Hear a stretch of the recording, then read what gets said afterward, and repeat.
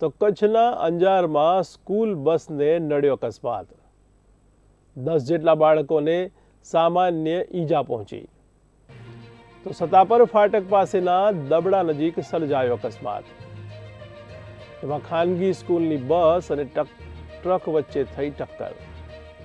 તો બાળકોને સારવાર માટે હોસ્પિટલમાં ખસેડાયા.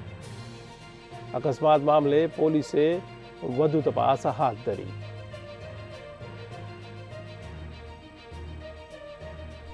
તો અંજારમાં સ્કૂલ બસને નડ્યો અકસ્માત, જેમાં 10 જેટલા બાળકોને સામાન્ય ઈજા પહોંચી.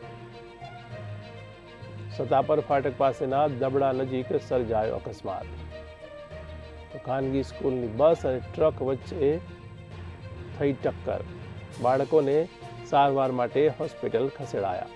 જોકે અકસ્માત મામલે પોલીસે વધુ તપાસ હાથ ધરી.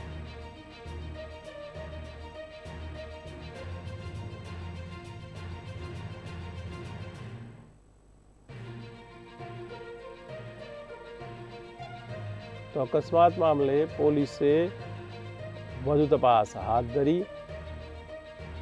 સ્કૂલ બસ અને ટ્રક વચ્ચે થઈ ટક્કર.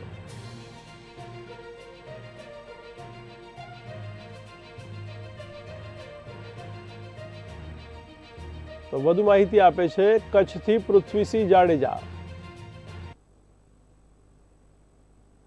પૃથ્વીસિંહ, અત્યારે શું માહોલ ત્યાં જોવા મળી રહ્યો છે?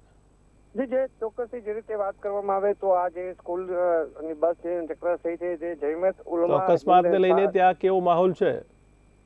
જી, ચોક્કસથી કહી શકાય કે જે સ્કૂલ બસ છે જેની ટક્કર થઈ છે તે school bus Jamiat Ulama Hind Shah Zakariya Hajipir public school bus હતી. અને જ્યારે રાબેતા મુજબ જ્યારે સ્કૂલના બાળકોને લઈને જે રીતે ટેલર સાથે અકસ્માત થયું હતું અને જેના કારણે તેને કંડક્ટર સહિત ટોટલ 10 બાળકો જે છે નાની મોટી ઈજાગ્રસ્ત થયા હતા. જેમાંથી 2 બાળકોને ગંભીર ઈજા થતા તેમને અત્યારે જીકે જનરલ હોસ્પિટલ ભુજ ખાતે ખસેડવામાં આવ્યા છે. બાકી 2 બાળકોને અંજારની સરકારી જે હોસ્પિટલ છે ત્યાં ખસેડવામાં આવે છે. એક રીતે કહી શકાય કે એક જીવહાની કોઈ જગ્યાએ જાનહાની ટળી છે, એમાં એક રાહતની વાત થઈ છે. જી,